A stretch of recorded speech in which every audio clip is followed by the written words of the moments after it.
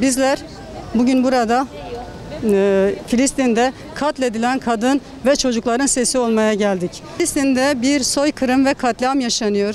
Oradaki Müslümanların sesi olma adına buradaki oturma eylemini gerçekleştiriyoruz. Filistin'in kurtuluşu Müslümanların birlik ve beraberliğinden geliyor. İsrail bir terör örgütüdür. Bu konuda bütün İslam ülkelerinin özellikle buna sessiz kalmamalarını istiyoruz. Şu an İsrail'in Filistin halkına yaptığı soykırımı kınıyoruz. Ne çocuk tanıyor, ne kadın tanıyor, ne yaşlı tanıyor. İsrail halkının Filistin'le yaptığı soykırımı şiddetle kınıyoruz. Biz de kadınlarımızın yanındayız. İsrail hiçbir şekilde ne çocuk tanıyor, ne kadın tanıyor, ne yaşlı tanıyor.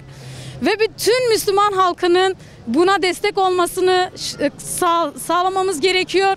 Biz de kadınlar olarak burada oturma eyleminde bulunuyoruz. Filistinli kadınlarımıza destek için buradayız. Bugünkü toplanmamızın sebebi İsrail'in mazlum halka olan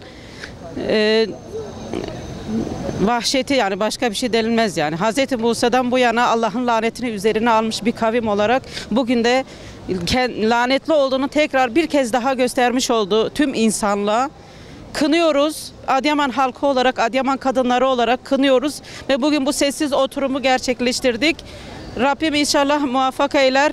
Tüm dünyada bizi görür. Sesimize ses olur. Bu kadar.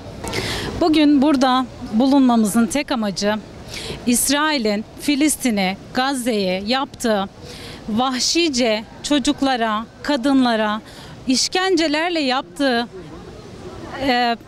yaptığı katliamı, suikastı protesto için biz buradayız aslında. Ve hiçbir şekilde dünyanın buna sessiz kalmasını istemiyoruz. Herkes duyurabildiği kadar sesini duyursun lütfen. Zaten hiçbir şekilde müdahale edemiyorsanız en azından sesinizi duyur demiş Peygamber Efendimiz. Biz de onun için buradayız ve 2 gün boyunca buradan ayrılmayacağız. Şiddetle İsrail'in Filistin'e yaptığı zulmü kınıyoruz. Lütfen hiçbirimiz sessiz kalmayalım buna.